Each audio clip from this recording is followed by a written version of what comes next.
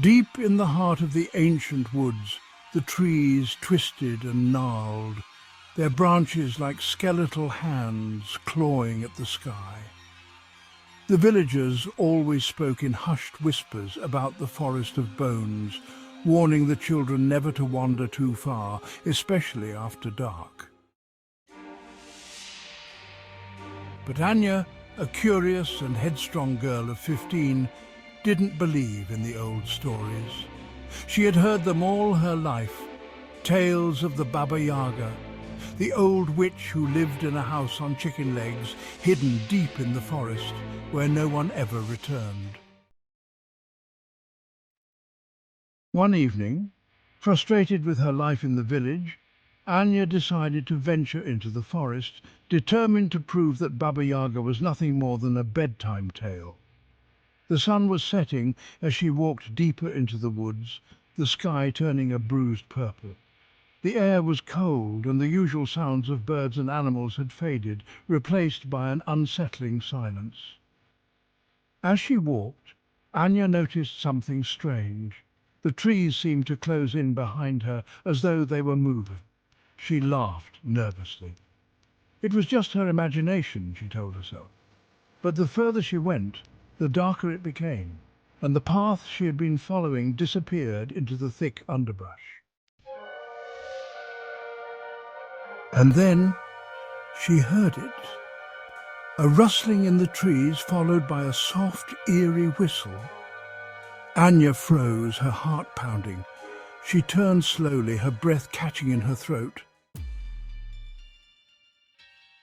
In the dim light she saw a figure standing among the trees, an impossibly tall, thin woman, her face hidden by shadows. The woman's long, bony arms reached down to the ground, her fingers twitching. Anya swallowed hard, her legs shaking. Baba Yaga! The witch stepped forward, and Anya could finally see her face, a twisted, ancient visage, her eyes sunken and gleaming with malice, her mouth twisted into a cruel smile, lips cracked and thin. "What brings you here, child?" Baba Yaga rasped, her voice like dry leaves rustling in the wind. "Looking for something? Or running from something?" Anya took a step back, her voice caught in her throat. She had heard stories of Baba Yaga's iron teeth, of her hunger for lost children, but nothing could have prepared her for this. Baba Yaga stepped forward, her long talon-like nails scraping the ground. "I smell the scent of life," she hissed, her yellow eyes gleaming, so young, so tender. Anya turned and ran. The forest seemed to warp around her, the trees bending and shifting, blocking her path. She tripped on a gnarled root and fell hard, scraping her hands on the rough ground. Panic surged through her as she scrambled to her feet, but Baba Yaga was already there, her long arms outstretched. Now," the witch cooed mockingly. "There's no escape from Baba Yaga. I have waited long for a soul like yours." Anya darted through the trees, her breath coming in ragged gasps. She could hear the crack of branches behind her as Baba Yaga followed, the witch's movements unnatural, like a predator stalking its prey. Through the shadows Anya spotted something, a flicker of light. A house. Desperate, she ran toward it, but as she drew closer, her heart sank in horror. It was Baba Yaga's hut. The house stood on massive chicken legs, towering over the trees, the legs twitching and shifting as if alive. The door swung open, revealing a dark, yawning mouth lined with bones. The porch was adorned with skulls, their empty eye sockets glowing with an eerie light. Baba Yaga's laughter echoed behind her, cruel and cold. Anya stumbled backward, but the witch was upon her, her iron fingers gripping Anya's shoulder like a vice. "You will make a fine meal," Baba Yaga whispered, her breath rancid. Anya struggled, kicking and screaming, but Baba Yaga's strength was inhuman.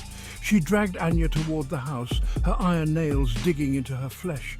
Suddenly the forest seemed to come alive. The trees groaned as their twisted branches reached down, grabbing at Anya's arms and legs, pulling her toward the hut. The ground beneath her feet shifted and buckled as if the earth itself was trying to swallow her whole. "No!" Anya screamed, her voice echoing in the empty woods. The hut's door creaked open wider, revealing a dark, pulsing interior that seemed to breathe. Inside, the air was thick with the smell of rot and decay. Anya's eyes darted to the bones scattered across the floor, remnants of those who had come before her, Baba Yaga's victims. The witch leaned in close, her iron teeth glinting in the dim light.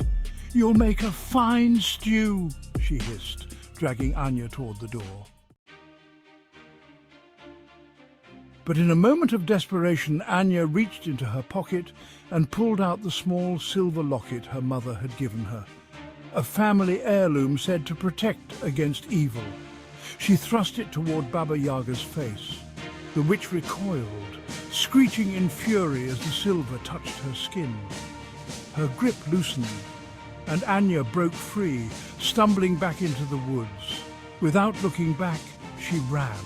She didn't stop, not even when her lungs burned and her legs gave way beneath her. She ran until the trees thinned and the first rays of dawn began to break through the horizon. When she finally reached the village, she collapsed, exhausted and shaking. The villagers found her at the edge of the woods, babbling about the witch in the forest, her eyes wild with fear. No one believed her, but Anya knew the truth. The Baba Yaga was real, and she was still out there, lurking in the forest of bones, waiting for her next victim.